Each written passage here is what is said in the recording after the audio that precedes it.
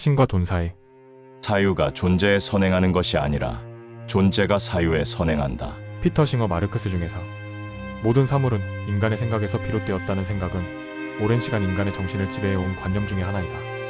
모든 철학은 사유의 과정을 통해서 무언가를 발견하고 그 발견된 생각을 언어로서 표현한다. 철학적 사고는 과학적 발견에 영향을 미친다.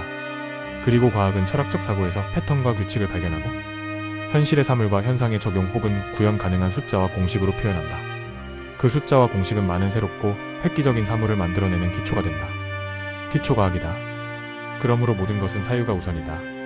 하지만 마르크스는 이제 그 반대의 시대가 도래했다고 규정했다. 그건 산업자본주의 사회가 도래하며 세상에 넘쳐나는 사물들로 인해 인간들이 그것에 구속되고 속박됨으로써 사유하는 것으로부터 멀어지고 사유가 아닌 소유의 삶을 살기 시작했다고 생각했기 때문이었다. 독일의 주류 철학의 끝판왕에 도착했다.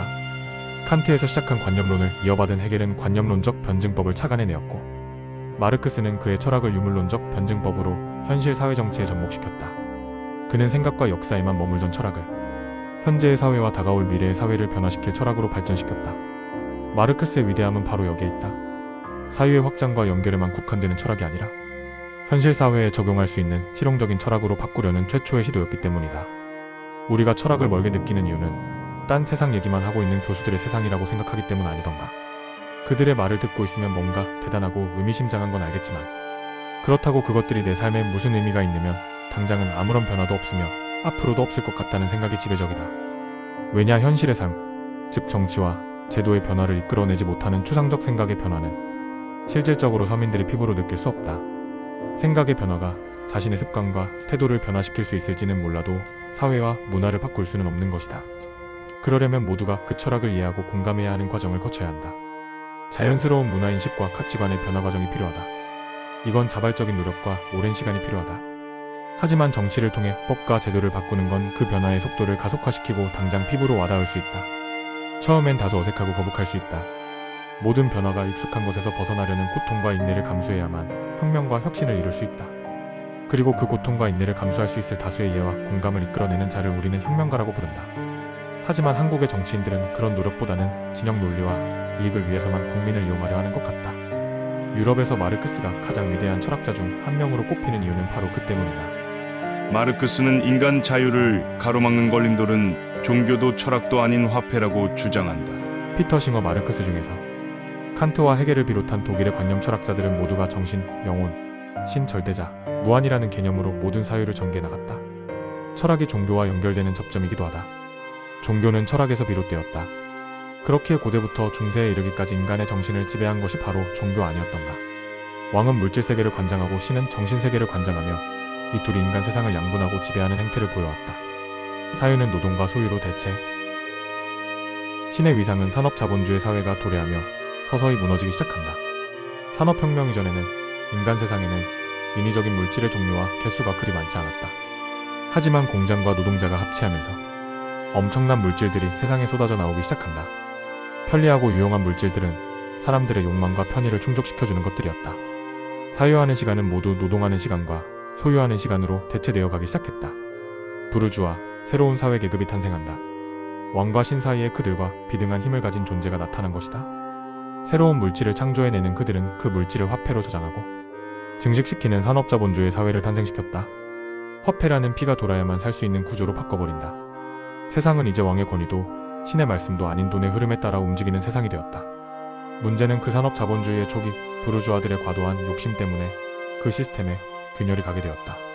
엄청나게 생산된 물질이 초기에 그들에게 부와 힘을 가져다 주었지만 그 물질을 소비할 능력이 없는 다수의 저소득층, 노동자들로 채워진 사회가 피가 돌아가는 것을 멈추게 만들어 동맥경화를 일으킬 수 있다는 사실을 간과했다. 인간의 존엄에 대한 감정인 자유를 다시 이 사람들에게서 일깨워야 합니다. 이 감정만이 사회를 다시 인간의 공동체로 탈바꿈시켜 지구한 목표인 민주주의 국가를 달성할 수 있습니다. 피터 싱어 마르크스 중에서 마르크스는 하루 15시간씩 공장에서 노동하는 아이들의 모습을 보면서 괴로워했다. 그의 마음속에는 연민과 동정의 감정이 불타올랐고 탁상 공론만 해왔던 위대한 철학자들의 생각을 역이용해서 그것을 현실 사회를 바꾸는 데 이용한다. 마르크스는 헤겔을 바닥으로 끌어내리면서 그의 철학을 완성해 나간다. 헤겔은 그의 철학적 스승이었고 또한 무너뜨려야 할 성벽과 같은 존재였다. 마르크스가 보기에 해겔은 권좌에 올라 서민의 삶과는 동떨어진 철학으로 권력자들의 비위나 맞추는 존재로 느껴졌을 것이다. 실제로 해겔의 철학은 당대 독일의 정신을 대표하는 철학으로 격상되었고 그는 국가로부터 명예훈장을 수여받고 베를린 대학의 총장 자리에까지 오른다. 마르크스는 그를 끌어내릴 계획을 세운다. 그는 해겔의 관념론적 변증법을 유물론적 변증법으로 변형해서 재탄생시킨다. 사회주의 혁명의 불씨는 그의 역발상에서부터 시작되었다. 관념론적 변증법 vs 유물론적 변증법. 나의 생각과 다른 생각이 부딪힘으로 인해 생겨나는 갈등과 문제를 해결해 나감으로써 인류의 사고체계가 발전하고 가치관이 변해간다. 이건 해겔 관념론적 변증법의 핵심이다. 나와 너가 합쳐지며 새로운 무언가 다른 관념이 탄생하는 과정이다. 이건 아래에서 위로 상승하는 나선형 구조의 발전 방식이다. 물론 그 반대로 아래로 하강하는 퇴보의 방식이 될 수도 있다. 그건 인류가 어떤 선택을 하느냐에 달린 문제다. 마르크스는 이것을 인간과 인간의 생각의 충돌이 아닌 사물과 사회의 충돌로 놓고 생각했다. 산업혁명 이후 넘쳐나는 물질들이 사회에 엄청난 영향을 미치게 되었고 물질을 만드는 주체와 사회를 이끄는 주체가 분리되기 시작했다. 물질을 생산하는 차들이 물질에 의해 소외된다. 이건 유발 하라리의 사피엔스에서 언급한 농경의 시작이 미래 생육과 번성을 위해 봉사하고 희생하며 정작 인류는 영양 불균형으로 인한 면역 약화와 논밭에 얽매여 노예와 같은 삶을 반복하게 되었다는 논리이다. 마르크스는 산업혁명 이후 노동자와 자본가라는 두 가지의 존재로 사회가 나눠졌다고 봤다. 그리고 이들은 정과 반의 입장에서 계속 충돌하게 된다. 산업혁명 이후의 대부분의 사회 문제가 여기서 발생하기 시작했다. 노동자와 자본가의 상호투쟁의 역사가 시작되었다. 둘의 관계는 필요하게 관계이다. 반드시 서로를 필요로 하지만 서로를 미워한다. 마치 이혼할 수 없는 부부관계와도 같다. 마르크스는 사회에서 나타나는 물질과 현상의 모순 관계를 변증법으로 설명하기 시작한다. 그것을 경제학적으로 접근한다. 화폐는 보편적인 그 자체로 구성된 모든 사물의 가치이다. 때문에 화폐는 세계 전체에서 인간 세계 및 자연에서 그들이 지닌 고유한 가치를 강탈했다. 화폐는 인간에게 낯선 인간 노동의 본질이자 인간에게 낯선 인간 현존의 본질이다. 피터 싱어 마르크스 중에서 왕과 신의 자리를 대체해버린 돈은 세상의 모든 것에 가치를 매길 수 있는 척도가 되어갔다. 물질의 증가와 함께 화폐도 증식했다. 이것들의 증가와 증식이 인간의 존엄을 소멸시키는 원흉이라고 본 것이다. 마르크스는 이 물질과 자본의 증식이 인간의 존엄을 짓밟고 있으며 이건 과거 신의 자리를 화폐가 대체한 것이라 판단했다. 신이 화폐로 바뀌었다. 관건은 오로지 고백입니다. 인류가 죄를 용서받으려면 자신을 있는 그대로 묘사하기만 하면 됩니다.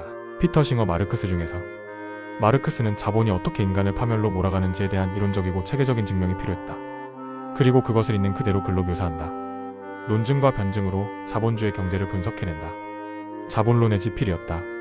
마르크스는 과거 종교개혁으로 신의 세상이 쪼개진 것처럼 화폐로 만들어진 자본주의 세상도 붕괴될 수밖에 없음을 유물론적 변증법을 통해 설명해낸다. 사람들은 그의 글 속에서 새로운 유토피아를 생각하기 시작했다. 그것은 유신도 유물도 아닌 유인한 세상을 꿈꾸는 것이다. 신과 돈이 지배하는 세상을 종식시키고 인간만이 가장 존엄한 이상 세계를 만들고자 했다. 신이 지배하고 물질이 지배하는 모순의 세상을 바라보며 성장한 그는 그 모순을 바로 잡으려 했다. 하지만 모순 없는 세상은 이루어지지 않았다. 우주와 인간은 모순 속에 갇혀서 살 수밖에 없음을 몰랐다. 그가 꿈꾸던 세상은 이상 속에서만 존재하고 있다. 아직까지도. 유토피아를 꿈꾸고 싶은 사람에게 이 책을 추천한다. 글 짓는 목수, 카펜라이터, 구독과 좋아요, 알람 설정은 저에게 많은 힘이 됩니다.